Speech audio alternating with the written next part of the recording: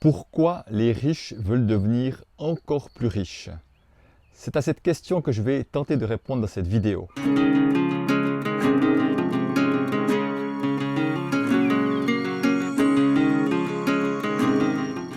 Je suis Christian Junot, expert de la relation à l'argent en francophonie, auteur et co-auteur de plusieurs livres dont le best-seller Ce que l'argent dit de vous.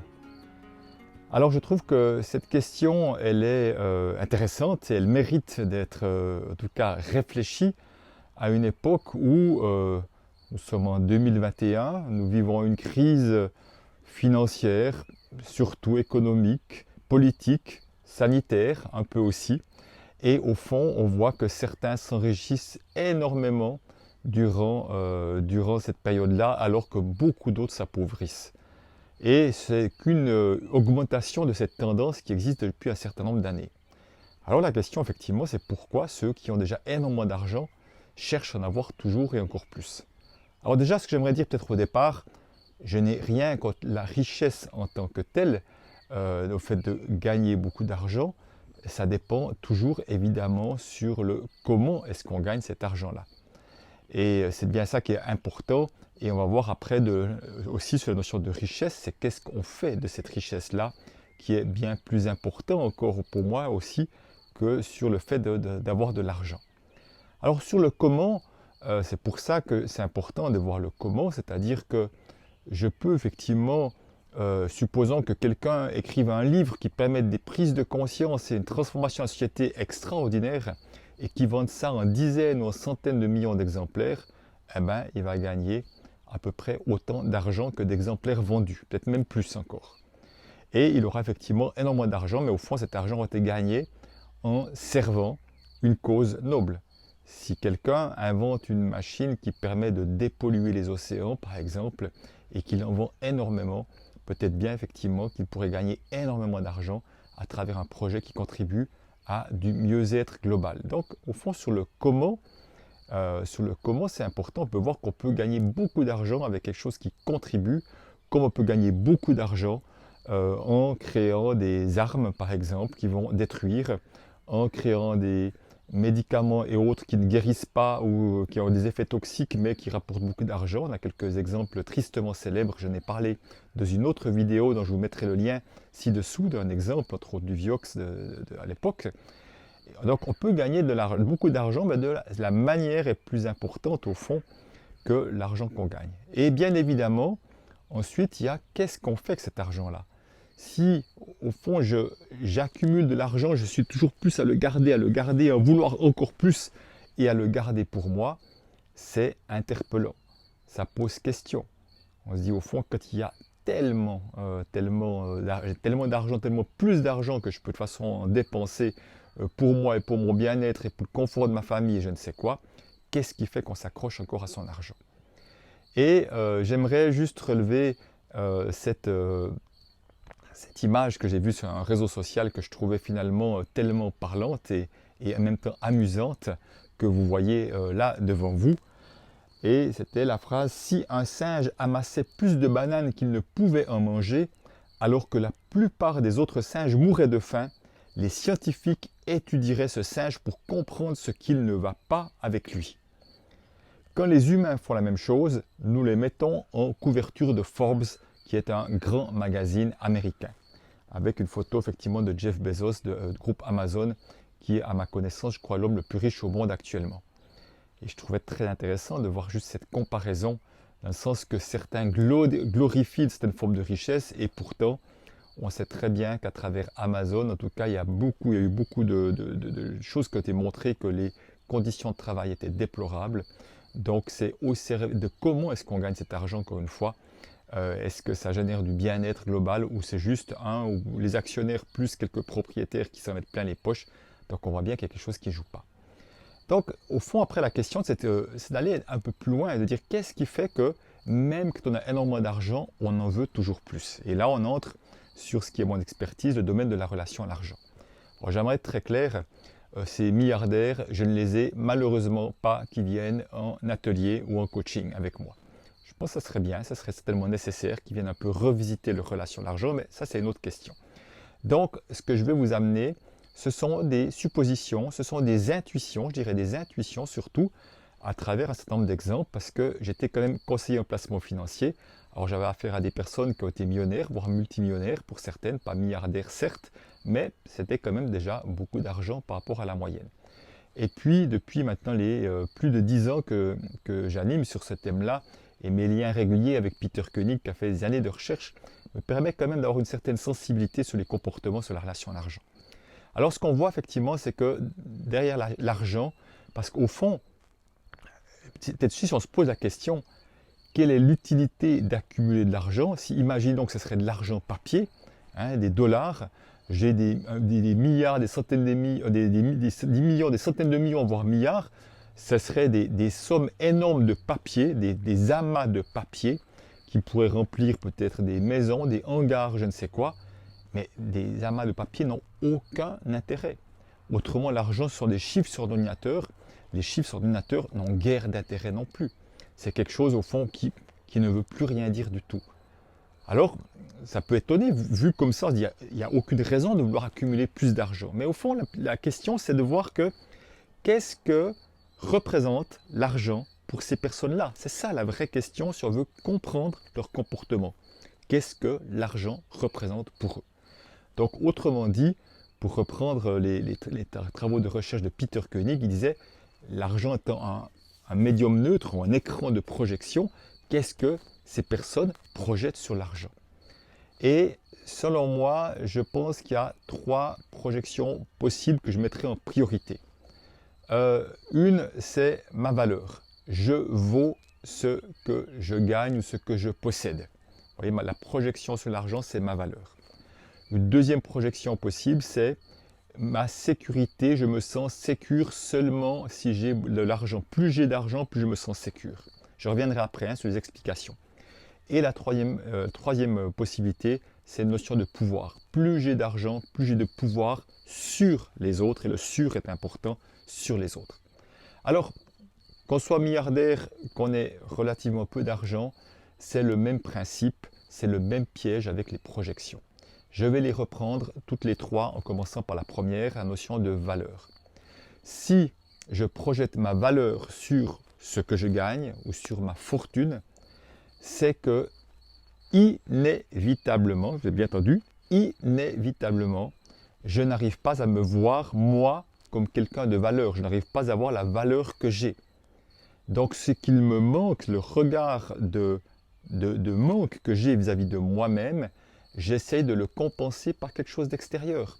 Certains, ça va être une voiture, un poste, mais l'argent est un des bons moyens de dire, au fond, regardez ce que je vaux, c'est ce que je gagne comme argent. Alors, vous êtes d'accord, pour la plupart d'entre vous, je pense qu'il n'y a pas besoin de faire un gros pas de côté pour voir que est-ce que ce qu'on gagne dit vraiment de la valeur de qui nous sommes. Ça parle juste de notre capacité à générer de l'argent, ça ne parle pas d'éthique du tout, ça parle juste de notre capacité à générer de l'argent, point final. Ça ne dit rien d'autre de nous. Donc, si je suis en défaut de valeur, je vais chercher à me donner de la valeur par des choses extérieures. J'ai un ami qui a eu de gros succès financiers et qui visiblement était là-dedans. Il disait, il a acheté je ne sais pas combien de sociétés avant qu'il fasse une grande faillite et qui disait, je courais après ma valeur en courant après des plus-values boursières, en étant dans les journaux économiques et tout ça. C'était une course sans fin, donc il était vraiment dans ce piège de la valeur et il voyait bien à quel point ça ne s'arrêtait jamais en quelque sorte. Donc, première possibilité, premier piège, donc on cherche à compenser le fait qu'on n'arrive pas à se voir comme quelqu'un de valeur. Je reprends la sécurité. Alors, bien évidemment que quand on se dit on a des dizaines, centaines de millions, voire milliards, comment est-ce possible de ne pas avoir assez d'argent pour se sentir en sécurité? Et là, il y a le même piège, je le connais bien moi-même pour avoir été là-dedans, avoir projeté ma sécurité sur l'argent. Et même que j'avais d'excellents revenus, j'ai vu mes clients millionnaires et multimillionnaires avoir peur de manquer comme moi. Et au fond, la peur de manquer n'a absolument rien à voir dans la grande majorité des cas avec nos possessions matérielles, financières. Ça n'a absolument rien à voir. On peut avoir peur de manquer en étant milliardaire, je peux vous le dire. Et donc, on peut être très insécure en étant multimillionnaire ou milliardaire, je peux vous le garantir également. Même piège, c'est parce que je me sens insécure intérieurement, je manque de fondation intérieure, je manque d'estime de moi, je manque même de confiance en moi parfois, dans ma capacité à faire face aux événements de la vie, que je vais chercher à accumuler de l'argent pour me sentir sécure. J'essaye de compenser mon insécurité par de l'argent. Et comme ça ne marche pas, j'ai testé pour vous pendant plus de 30 ans, et je me dis chaque fois il faut en avoir plus, il faut en avoir plus, puis ça ne marche toujours pas, et il faut en avoir plus. Et je vois que les personnes très riches sont encore insécures, parce qu'il n'y aura jamais, jamais assez d'argent pour compenser ce qui manque quelque chose à l'intérieur. Le paradoxe d'ailleurs, c'est que parfois, plus on a d'argent, plus on se sent insécure.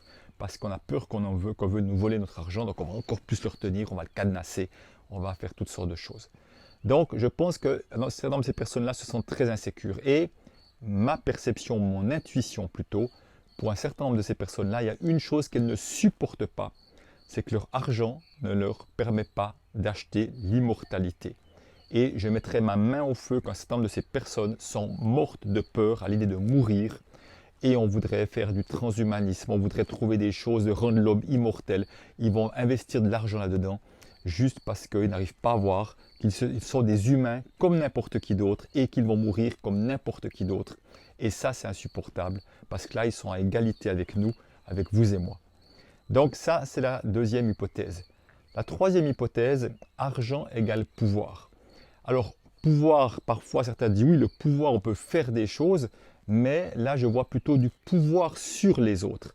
Avec mon argent, je vais pouvoir acheter des lobbyistes qui vont, par exemple, faire la promotion auprès de politiciens. Je vais pouvoir acheter de fausses études qui vont faire croire quelque chose parce que d'autres études ont montré l'inverse, qui ne m'arrange pas. Et ça, ce sont des exemples qui sont très connus. Il y en a, je ne sais pas combien dans notre société. Donc, je peux acheter toutes sortes de choses avec l'argent, et parfois au détriment des autres. Donc, je me sens en position supérieure par rapport aux autres. Alors, il y a deux choses à dire. La première, c'est que c'est un leurre. Que vous ayez une société pharmaceutique, une société d'alimentation, une société de pétrolière ou une banque, par exemple, il suffit que nous, consommateurs, décidons que nous ne voulons plus de vos produits et votre société va s'effondrer très rapidement. Donc, ce pouvoir que certains croient avoir avec l'argent, c'est un leurre parce que ça ne vaut pas grand-chose. Ça peut partir comme ça en fumée beaucoup plus rapidement qu'ils ne l'imaginent. Et au fond, ils le savent bien, à mon avis. Ils le savent bien, c'est bien pour ça qu'ils s'accrochent à ça avec des peurs, parce que je suis convaincu que c'est pas convaincu, c'est une certitude pour moi, c'est que dès qu'on s'accroche à son argent, il ne peut y avoir que des peurs. C'est pas possible autrement. Donc, des personnes pleines de peur. Donc, le pouvoir sur, c'est quoi? C'est la différence du pouvoir avec. L'argent peut me permettre avec les autres de construire, de changer la société, de mettre en place des projets qui ont du sens. Là, on est dans le avec, au service de. Donc, le pouvoir sur, c'est la position haute vis-à-vis des autres, de vouloir quelque part, de ne pas vouloir du bien-être, mais de juste avoir la caméra qui est tournée sur soi et qui ne s'intéresse pas aux autres. Parce que plus on a peur, plus on a la caméra qui est tournée sur nous et il n'y a pas d'intérêt pour les autres. Donc ça, c'est également une règle de ce fonctionnement. Donc là aussi, pourquoi ils ont projeté le pouvoir? C'est parce qu'ils sont complètement déconnectés de se créer une vie qui a du sens, qui a de la joie. Je suis convaincu qu'il n'y a pas beaucoup d'amour dans leur vie non plus. Et que je pense à cette phrase qui dit « Ils étaient tellement pauvres qu'ils n'avaient que de l'argent » que je suis convaincu que pour certains, ça doit parler de la vie qu'ils ont, d'une sorte de pauvreté intérieure, parce qu'il y a certainement un grand vide à l'intérieur. Donc, cette incapacité à se connecter à son pouvoir de se créer une vie qui a du sens, une belle vie, parce que vous ne pouvez pas acheter l'amour avec l'argent, vous ne pouvez pas acheter la reconnaissance et la vraie amitié avec de l'argent non plus. On ne peut pas acheter la capacité à s'émerveiller de la beauté de la vie également avec l'argent. Alors on peut s'acheter des choses matérielles, mais on ne peut pas acheter ce que j'appelle moi l'essentiel. Donc si j'observe, mais c'est qu'une observation, donc ça ne vaut que pas grand-chose, puisque ce n'est que mon observation, quand je vois un peu ces personnes dans des photos ou des vidéos, je n'ai pas l'impression qu'elles dégagent une grande sérénité, un bien-être, vraiment des gens zen, cool, que je dis « Ah ouais, c'est exactement ce genre de personnes-là que j'ai envie d'être ». Je ne dis pas que ça n'existe pas, je dis que ma perception, ce n'est pas ça que je ressens en voyant ces personnes-là. Donc, tout ce qu'on voit. Vous voyez, encore une fois, donc derrière le fait de vouloir accumuler de l'argent, on voit que c'est autre chose derrière qu'elles essaient d'accumuler, hein, de la sécurité, du pouvoir ou de la valeur. Et au fond, c'est un leurre parce que ça ne marche pas. Et comme ça ne marche pas, ils sont encore en train de croire qu'il en faut plus, il en faut plus. Un exemple qui est très intéressant, c'était le fondateur de Ikea, ce Suédois, et qui est décédé il y a quelques années, il n'y a pas très longtemps. Et il a habité en Suisse. Et dans une interview qu'il donnait, j'avais lu, c'était extrêmement facile. C'était des 50 plus grandes fortunes au monde. Donc on parle vraiment de beaucoup d'argent. Et le gars habitait bien évidemment dans une commune privilégiée fiscalement. Bon, ça on peut encore comprendre. À la rigueur, simplement ce qui est intéressant, c'est qu'il disait « tout ce que je porte est de deuxième main ». Il n'avait rien de neuf qu'il achetait, il avait acheté ça dans les boutiques de deuxième main. On peut se dire, bon, le gars, il est simple. Il avait une vieille Volvo, effectivement, qui avait 15-20 ans d'âge, voilà, une vieille voiture. Donc, il n'avait aucun signe de richesse. Mais ce n'était pas de la simplicité, je peux vous dire, et vous allez mieux comprendre, ça va un petit peu plus loin. Il allait, effectivement, on le voyait faire ses courses, comme n'importe qui, dans un supermarché qui avait la réputation d'avoir des prix plutôt bas, plus bas que la moyenne. Et qu'il allait acheter ses actions, donc ses produits bas. Donc vous voyez, il était encore en train de calculer, de faire attention à ne pas trop dépenser. Et dans cette interview, il disait « On m'a toujours dit, un sou est un sou dans mon pays. Hein, » on lui a enseigné un sou est un sou. Et même en étant dans une des 50 plus grandes fortunes au monde, ce gars-là n'a pas changé. Il était toujours en train de compter ses sous. Est-ce que c'est possible d'être heureux dans ces conditions-là? Pour moi, poser la question, c'est y répondre. Et je me suis dit, si cette personne-là n'est pas en capacité d'être plus généreuse avec elle-même, parce que c'est vraiment un manque de générosité avec soi, si je ne m'offre pas même des produits alimentaires de qualité, c'est déjà un manque de respect de moi, un manque d'amour de moi, hein, et vraiment un manque de générosité vis-à-vis de moi. Je me suis dit, si cette personne-là n'est pas en capacité d'être généreux avec lui, pour moi, c'est impossible d'imaginer qu'il soit généreux dans l'entreprise qu'il a créé, Ikea en l'occurrence. Et depuis que je me suis posé cette question-là, que j'en ai parlé dans mes ateliers, j'ai eu X témoignages de personnes qui ont dit « Ah ben non, en tout cas chez Ikea, on n'est pas généreux du tout avec les employés. » C'est absolument logique puisqu'il a amené sa philosophie, il l'a amené dans l'entreprise. Peut-être pas pour rien aussi qu'ils ont aussi gagné beaucoup d'argent, certainement. De la même manière que Jeff Bezos, dont on parlait tout à l'heure, avec Amazon, on voit qu'il y a eu X problèmes effectivement, de collaborateurs mal payés, vraiment de conditions de travail où on voit que cette fortune-là n'est pas partagée pour même le mieux-être des gens qui travaillent là-dessus. On veut encore gagner de l'argent sur le dos des autres, même à l'interne. Donc ça parle effectivement d'un manque de générosité également de ces personnes-là et probablement vis-à-vis d'elles-mêmes également. Donc, comment est-ce que ces personnes-là pourraient sortir de là pour finalement se rendre compte que cet argent-là, ils ne vont pas l'emporter dans leur cercueil, il faudrait que le cercueil soit très gros déjà, c'est la première chose. La deuxième chose également, c'est que, c'est vraiment, pour moi j'ai l'impression que pour beaucoup, ils passent à côté de leur vie malgré des signes de réussite économique. Alors comment changer cela effectivement pour qu'ils aient peut-être envie tout à coup qu'un jour, qu'il y ait une sorte de déclic, que cet argent puisse contribuer à quelque chose de positif et ne me faites pas croire que la fondation de Oncle Bill et Melinda soit au service des gens, je n'y crois pas une seconde personnellement. Pour moi, cette fondation est à leur service et c'est un piège fiscal, en tout cas ça c'est ma conviction. J'ai cru à un moment donné que c'était un beau projet, je n'y crois absolument plus aujourd'hui. Donc, il y aurait une première chose à faire. La première, ce serait effectivement de transformer leur relation à l'argent, de séparer l'argent de la projection. La sécurité est une chose, l'argent n'est une autre. Ma valeur est une chose, l'argent n'est une autre. Le pouvoir de se créer une belle vie est une chose, l'argent n'est une autre. Donc, séparer pour pouvoir, plutôt que s'accrocher, pouvoir s'ouvrir et commencer à faire circuler cet argent-là, bien évidemment d'une manière qui a du sens, si ces personnes-là renouent avec des valeurs humaines et renouent avec la beauté de la vie et ont envie de contribuer à cette beauté de la vie-là. Et la beauté de la vie et du vivant, bien évidemment. Ça, c'est une première chose. Mais pour cela, encore faut-il qu'ils soient conscients qu'ils ont un problème avec l'argent. Comme moi, j'ai eu à être conscient un jour que j'avais un problème avec l'argent, que j'étais bourré de peur. Pendant longtemps, je ne l'avais pas vu. Ça, c'est une première chose. Il y a une deuxième chose qui peut aider parfois. C'est que la vie va se charger de leur faire payer le prix, entre guillemets, de ce qui leur arrive. Ça peut être des fois une maladie. On peut passer tout près de la mort. On peut passer, il peut y avoir un événement dramatique, une perte d'un proche qui tout à coup nous ramène à l'essentiel. et qui peut parfois se rendre compte que la course que nous menons, mais ce n'est pas seulement pour eux, c'est peut-être pour n'importe qui également, n'a pas forcément de sens, et que de revenir à une vie qui a plus de sens, de revenir à l'essentiel, à quelque chose de différent. Parfois, ça passe par là. Voilà en tout cas peut-être les deux pistes qui me viennent. Alors est-ce que ces gens changeront pas? Je ne le sais pas, je le souhaite bien évidemment, mais au fond, je n'ai pas de pouvoir là-dessus. Le seul pouvoir que j'ai, c'est de choisir de ne pas aller consommer de produits et de nourrir ainsi des entreprises ou des personnes qui n'ont pas les mêmes valeurs que moi. Ça, c'est mon pouvoir. Et ce pouvoir-là, je compte bien l'utiliser le plus pleinement possible. C'est là que je parle de l'argent est un bulletin de vote. Voilà, donc c'était ce que j'avais envie de vous partager aujourd'hui. Si vous estimez que ça a du sens, cette réflexion, n'hésitez pas à partager cette vidéo autour de vous. Ce regard-là, si vous estimez que c'est important qu'on s'interroge là-dessus. Donc, au fond, bien évidemment que c'est facile de juger ces gens-là comme des horribles, etc. etc. Ce n'est pas le but de cette vidéo. Je ne suis pas là pour montrer que... Voilà, et je vois juste que c'est des gens qui ont des peurs et des blessures comme les autres. Comme Hitler avait des peurs et des blessures, comme tout dictateur en a également, comme beaucoup de politiciens en ont qui veulent plus de pouvoir, etc. Et malheureusement, plutôt que s'occuper de ces peurs et de ces blessures, elles prennent le pas, leurs ombres prennent le pas sur leur part de lumière la plupart du temps. Donc ce sont des humains comme des autres, ce sont des humains avec leurs blessures. J'espère qu'un jour ils puissent le voir.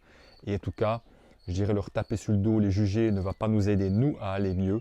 Comme je disais, faisons notre part à nous, pour nous être le plus de la bienveillance, le plus de l'amour et de pouvoir distribuer cette bienveillance, cet amour, cet amour du vivant et de le distribuer, de l'acter et d'inspirer les autres à faire la même chose. Voilà, je vous dis à bientôt pour une nouvelle vidéo. Ciao!